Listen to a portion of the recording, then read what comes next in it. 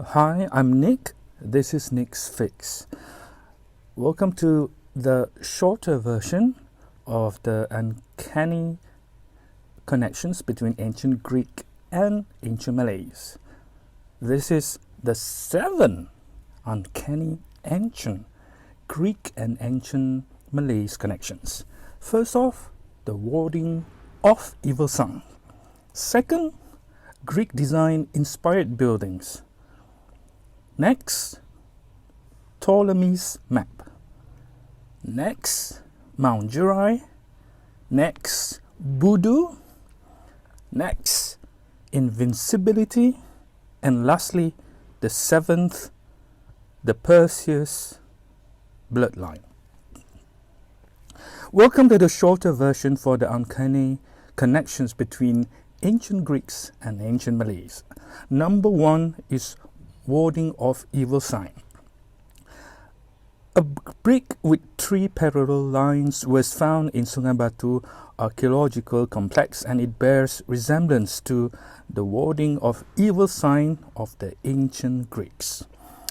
Second, 2 Greek-inspired buildings, both mosques, were found in Kedah. One built in the 1880s called Masjid Bad or the Bad Mosque, located in Pangkalan Kakap in present-day Kedah.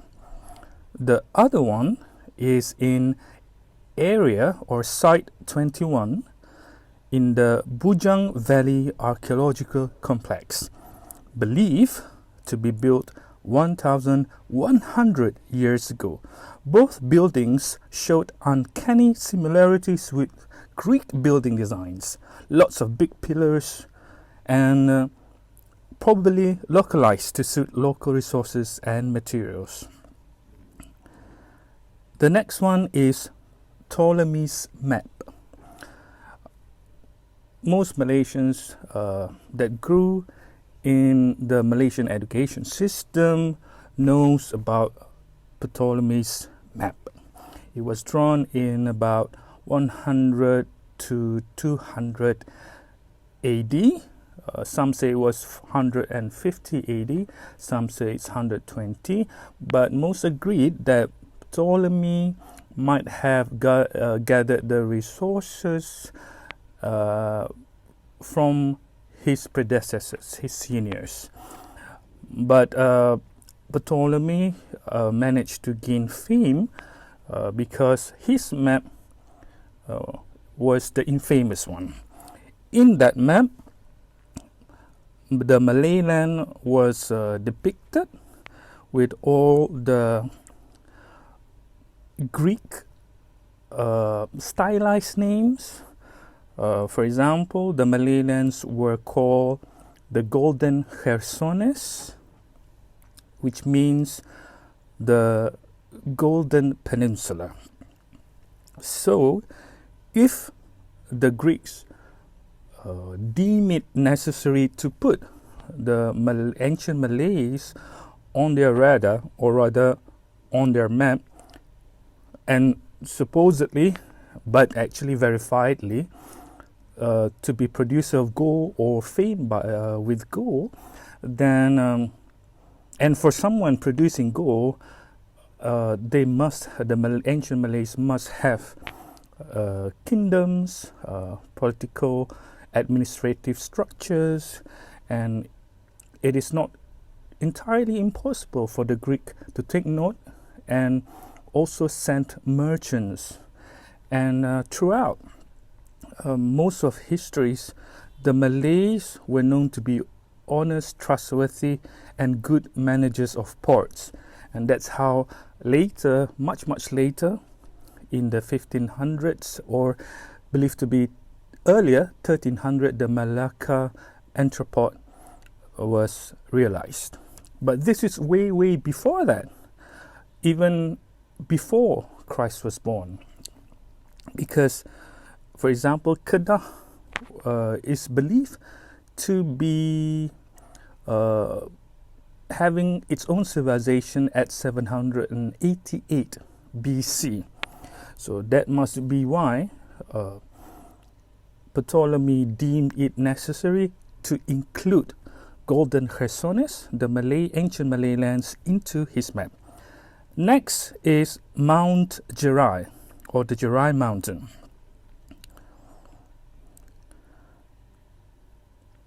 There is an uncanny similarities between Mount Gerai and Mount Olympus. Both mountains are regarded high, and both are said to have palaces around it.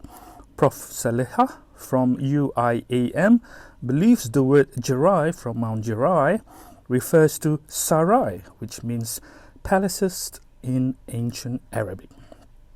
Talks and rumors about palace ruins on Mount Gerai has been going around, saying that some of it may have dated even as far as in Prophet David's alayhi salam times.